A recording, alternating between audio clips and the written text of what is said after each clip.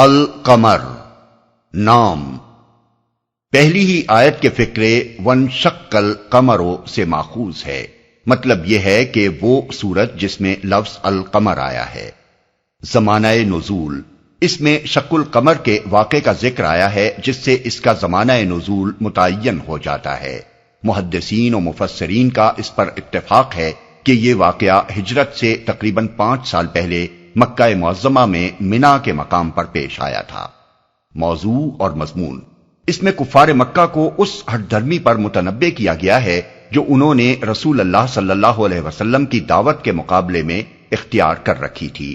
شق القمر کا حیرت انگیز واقعہ اس بات کا صریح نشان تھا کہ وہ قیامت جس کے آنے کی خبر رسول اللہ صلی اللہ علیہ وسلم دے رہے تھے فی الواقع برپا ہو سکتی ہے اور اس کی آمد کا وقت قریب آ لگا ہے۔ چاند جیسا عظیم الشان کرہ ان کی آنکھوں کے سامنے پھٹا تھا، اس کے دونوں ٹکڑے الگ ہو کر ایک دوسرے سے اتنی دور چلے گئے تھے کہ دیکھنے والوں کو ایک ٹکڑا پہاڑ کے ایک طرف اور دوسرا ٹکڑا دوسری طرف نظر آیا تھا۔ پھر آن کی آن میں وہ دونوں پھر مل گئے تھے۔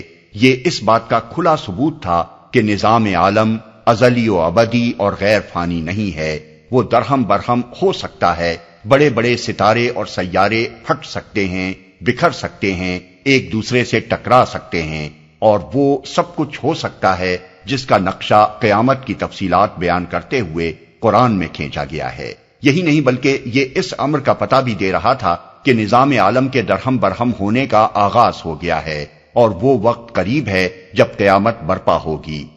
نبی صلی اللہ علیہ وسلم نے اسی حیثیت سے لوگوں کو اس واقعے کی طرف توجہ دلائی اور فرمایا دیکھو اور گواہ رہو، مگر کفار نے اسے جادو کا کرشمہ قرار دیا اور اپنے انکار پر جمے رہے۔ اسی ہٹ دھرمی پر اس سورہ میں انہیں ملامت کی گئی ہے۔ کلام کا آغاز کرتے ہوئے فرمایا گیا ہے کہ یہ لوگ نہ سمجھانے سے مانتے ہیں، نہ تاریخ سے عبرت حاصل کرتے ہیں، نہ آنکھوں سے صریح نشانیاں دیکھ کر ایمان لاتے ہیں۔ اب یہ اسی وقت مانیں گے جب قیامت فی الواقع برپا ہو جائے گی اور قبروں سے نکل کر یہ داور محشر کی طرف دوڑے جا رہے ہوں گے۔ اس کے بعد ان کے سامنے قوم نوح، عاد، سمود، قوم لوط اور آل فرعون کا حال مختصر الفاظ میں بیان کر کے بتایا گیا ہے کہ خدا کے بھیجے ہوئے رسولوں کی تنبیہات کو جھٹلا کر یہ قومیں کس دردناک عذاب سے دوچار ہوئیں، اور ایک ایک قوم کا قصہ بیان کرنے کے بعد بار بار یہ بات دہرائی گئی ہے کہ یہ قرآن نصیحت کا آسان ذریعہ ہے جس سے اگر کوئی قوم سبق لے کر راہ راست پر آ جائے تو ان عذابوں کی نوبت نہیں آ سکتی جو ان قوموں پر نازل ہوئے۔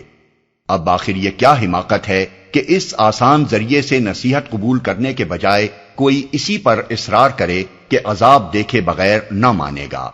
اس طرح پچھلی قوموں کی تاریخ سے عبرتناک مثالیں دینے کے بعد کفار مکہ کو خطاب کر کے فرمایا گیا ہے کہ جس طرز عمل پر دوسری قومیں سزا پا چکی ہیں وہی طرز عمل اگر تم اختیار کرو تو آخر تم کیوں نہ سزا پاؤ گے؟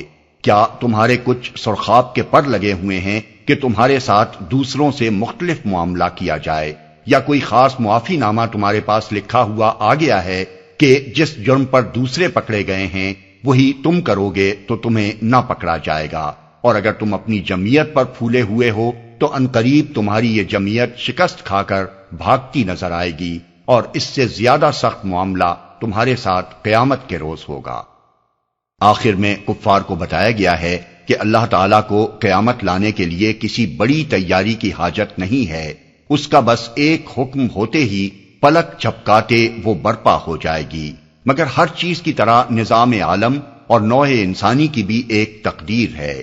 اس تقدیر کے لحاظ سے جو وقت اس کام کے لیے مقرر ہے اسی وقت پر وہ ہوگا۔ یہ نہیں ہو سکتا کہ جب کوئی چیلنج کرے اس کو قائل کرنے کے لیے قیامت لا کھڑی کی جائے۔ اس کو آتے نہ دیکھ کر تم سرکشی اختیار کرو گے تو اپنی شامت اعمال کا نتیجہ بھگتو گے۔ تمہارا کچا چٹھا خدا کے ہاں تیار ہو رہا ہے جس میں تمہاری کوئی چھوٹی یا بڑی حرکت ثبت ہونے سے رہ نہیں گئی ہے۔